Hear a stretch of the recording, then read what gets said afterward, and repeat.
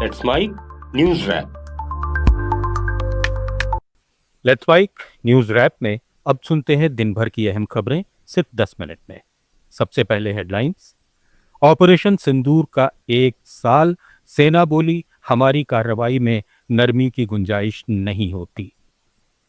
शुवेंदु के पीए की हत्या के मामले में 3 गिरफ्तार। चंद्रनाथ की मां बोली हार का बदला बेटे से लिया।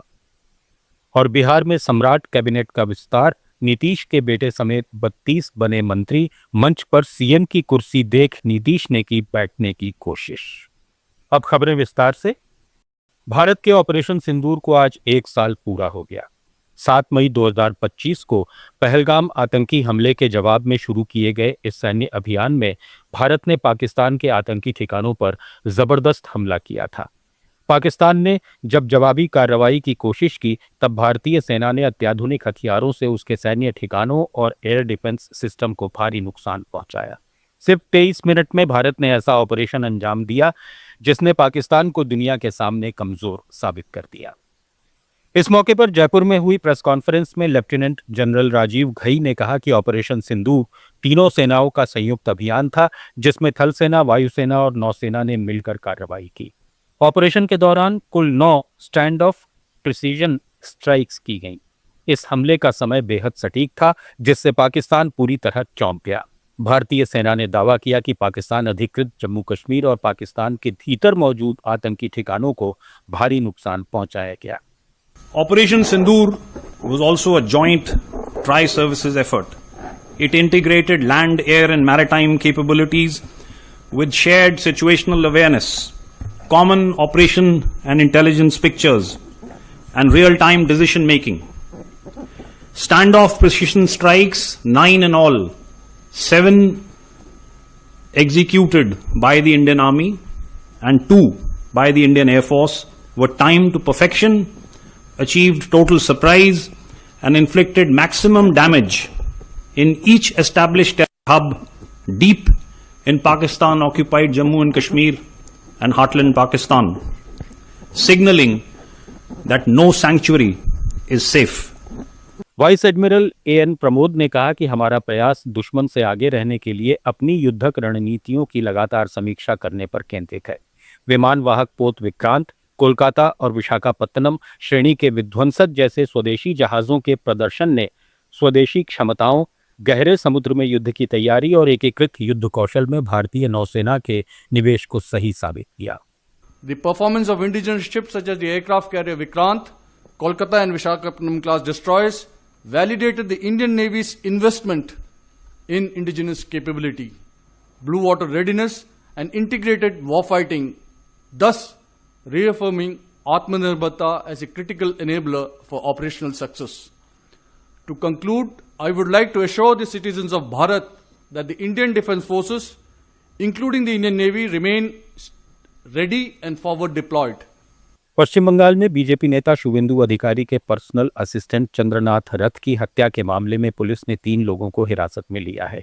हालांकि उनकी गिरफ्तारी कहां से हुई, इसकी जानकारी अभी नहीं दी गई है। बता दें कि बुधवार रात चंद्रनाथ रथ को उस वक्त गोली मारी गई जब वे कोलकाता से मध्यम ग्राम अपने घर लौट रहे थे। डोलतला इलाके में बाइक सवार हमलावरों ने उनकी स्कॉर्पियो पर ताबड़तोड़ फायरिंग की। हमले में रथ की मौत हो गई जबकि उनके ड्राइवर घायल हैं। भाजपा नेता शुवेंदु अधिकारी ने कहा कि उनके पर्सनल असिस्टेंट चंद्रनाथ रथ की हत्या इसलिए हुई क्योंकि उन्होंने ममता को हराया है। उधर चंद्रनाथ की मां ने कहा कि इस हार का बदला मेरे बेटे की हत्या कर लिया गया। कुछ नेताओं ने पहले धमकी दी थी कि 4 तारीख के बाद कोई बचा नहीं पाएगा। समाजवादी पार्टी प्रमुख अखिलेश यादव कोलकाता पहुंचे और निवर्तमान मुख्यमंत्री ममता बनर्जी से उनके कालीघाट आवास पर मुलाकात की। इस दौरान अखिलेश यादव ने ममता बनर्जी का हौसला बढ़ाते हुए कहा कि आप हारी नहीं हैं। मुलाकात के बाद मीडिया से बातचीत में उन्होंने कहा कि लोकतंत्र को बचाने की इस लड़ाई में उनकी पार्टी दीदी के साथ खड़ी है। अखिलेश ने उम्मीद जताई कि बंगाल में जो हुआ उसके बाद देश की जनता जाग जाएगी। हम इस लड़ाई में आदरणीय दीदी के साथ हैं क्योंकि लोकतंत्र को बचाना है, संविधान को बचाना है। अगर हमारे वोट के अधिकार को ही छीन लेंगे तो फिर क्या लोकतंत्र बचा? इतनी डेमोक्रेसी को किसी ने डिस्ट्रॉय नहीं किया हुआ जितना भारतीय जनता पार्टी ने किया। और भारतीय जनता पार्टी पावर के लिए, अपनी ताकत के लिए किसी भी सीमा तक जा सकती है, कोई भी कानून नियम तोड़ सकते हैं। और उत्तर प्रदेश में हम लोगों ने बड़े करीब से देखा, वहां पर ये जो करते थे वो यहां पर किया है। राजस्थान में कोटा के नए मेडिकल कॉलेज अस्पताल में हुई गंभीर लापरवाही पर पूर्व मुख्यमंत्री अशोक गहलोत ने भाजपा की भजनलाल सरकार की कार्यशैली पर सवाल उठाए हैं। यह खबर अखबारों में प्रमुखता से छपी है। गहलोत ने सोशल मीडिया पर उन्हें साझा करते हुए लिखा कि अस्पताल में प्रसूताएं रात भर तड़पती रहीं लेकिन किसी ने ध्यान नहीं दिया। इस लापरवाही के कारण एक प्रसूता की मौत हो गई और 5 महिलाओं की किडनी फेल हो गई। गहलोत ने इसे सिस्टम की बड़ी नाकामी बताया और मुख्यमंत्री के चुप्पी साधने पर असंवेदनशीलता का आरोप लगाते हुए तुरंत मामले की समीक्षा कर जिम्मेदार अधिकारियों के खिलाफ सख्त कार्रवाई की मांग की है। तमिलनाडु में सबसे ज्यादा सीटें जीतने के बावजूद टीवीके के लिए सरकार गठन की राह आसान नहीं दिख रही है। पार्टी प्रमुख और अभिनेता विजय लगातार दूसरे दिन राज्यपाल से मुलाकात करने पहुंचे। सूत्रों के मुताबिक राज्यपाल ने स्पष्ट किया कि स्थिर सरकार के लिए 118 विधायकों का समर्थन जरूरी होगा। विजय ने पहले 113 विधायकों के समर्थन का पत्र सौंपा था, लेकिन बहुमत साबित करने के लिए अतिरिक्त समर्थन मांगा गया है। 234 सदस्यों की विधानसभा में टीवीके के पास 108 सीटें हैं, लेकिन एक सीट कम होने के बाद ये संख्या 107 रह जाती है, जबकि बहुमत 118 का ही रहेगा। ऐसे में पार्टी को अभी भी 11 विधायकों के समर्थन की जरूरत है। कांग्रेस के 5 विधायक समर्थन दे चुके हैं, जबकि अन्य दलों से बातचीत जारी है। राज्यसभा सांसद और वरिष्ठ वकील कपिल सिब्बल ने कहा कि इस समय किसी भी एक पार्टी के पास बहुमत नहीं है, इसलिए आमतौर पर सबसे बड़ी पार्टी को भले ही उसके पास बहुमत न हो, सरकार बनाने के लिए बुलाया जाना चाहिए। बिहार में पटना के गांधी मैदान में आज सम्राट चौधरी सरकार का कैबिनेट विस्तार हुआ, जहां 32 नए मंत्रियों ने शपथ ली। मुख्यमंत्री बनने के 22 दिन बाद हुए इस विस्तार में बीजेपी से 15, जेडीयू से 13, एलजेपी से 2 और एचएएम और आरएलएम से एक मंत्री शामिल किए गए। शपथ ग्रहण समारोह में प्रधानमंत्री नरेंद्र मोदी, गृह मंत्री अमित शाह और रक्षा मंत्री राजनाथ सिंह सहित कई बड़े नेता मौजूद रहे। नए मंत्रियों में नीतीश कुमार के बेटे निशांत कुमार, श्रवण कुमार, विजय सिन्हा और लेसी सिंह जैसे नाम शामिल हैं। सम्राट सरकार के कैबिनेट विस्तार के दौरान पूर्व मुख्यमंत्री नीतीश कुमार भी मंच पर पहुंचे, जहां उन्होंने नेताओं का अभिवादन किया। इस दौरान उनकी नजर मंच पर लगी मुख्यमंत्री और डिप्टी सीएम की कुर्सियों पर पड़ी और वे मुख्यमंत्री की कुर्सी की तरफ बढ़ने लगे। तभी डिप्टी सीएम विजय चौधरी और जेडीयू के कार्यकारी अध्यक्ष संजय झा ने उन्हें रोका और इशारों में बताया कि उनकी सीट आगे लगी है।